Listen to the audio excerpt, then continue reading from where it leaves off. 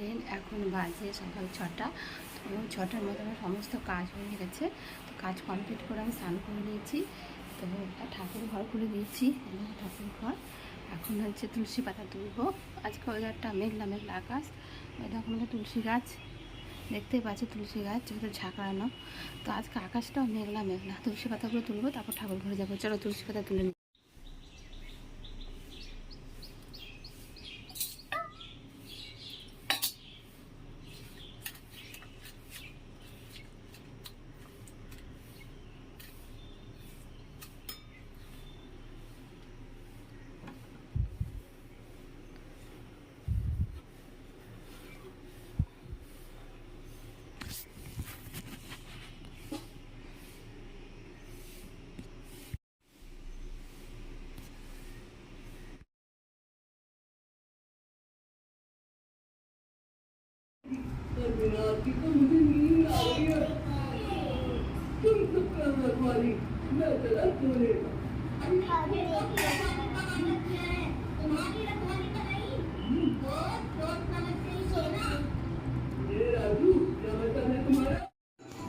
জিষ্ণু, কি করছো তুমি?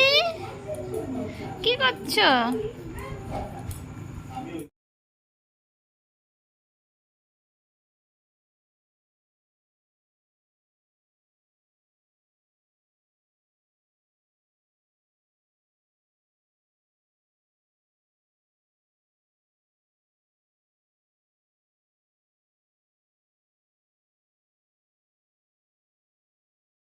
তো এখন প্রায় 10টা সাড়ে 10টা বাজে। তো 10টা সাড়ে 10টার সময় কিচেনে চলে এসেছি। তো ওরা একদিকে আমি ভাত বসিয়ে দিয়েছি আর একদিকে ভেন্ডি ভাজা করছি।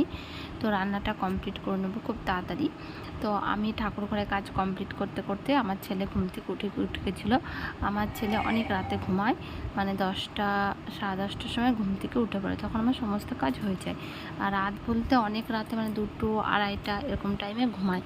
তো ওই অত রাতে ঘুমায়, আবার হচ্ছে 10টা সাড়ে 10টায় ঘুম থেকে উঠে। আর আমার তো ঘুম হয়ই না, আমার চেহারার অবস্থাটা দেখতেই পাচ্ছ, একদমই ঘুম হয় না। 2টো আড়াইটার সময় ঘুমায়, আবার আমার ভোরবেলা 5টা সাড়ে 5টা 6টার সময় উঠতে হয়। কোনোদিন 4:30টার সময় উঠে যায়, কারণ গোপালের সেবা দেওয়ার জন্য। গোপাল আমাকে কিছুতেই বিছানায় রাখতে দেয় না, ঘুম ভাঙিয়ে দেয়। তো গোপাল আমার সকাল সকালে সেবা দিতে হয়। তো ঠাকুর সেবার কাজটা তোমাদেরকে পুরো কমপ্লিট করতে পারলাম না।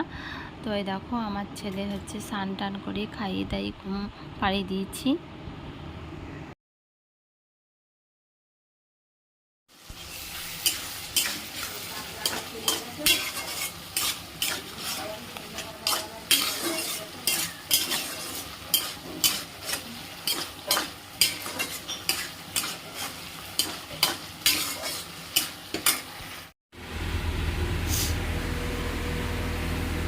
একটুখানি কাঁচা তেল ছড়িয়ে দেবো, একটুখানি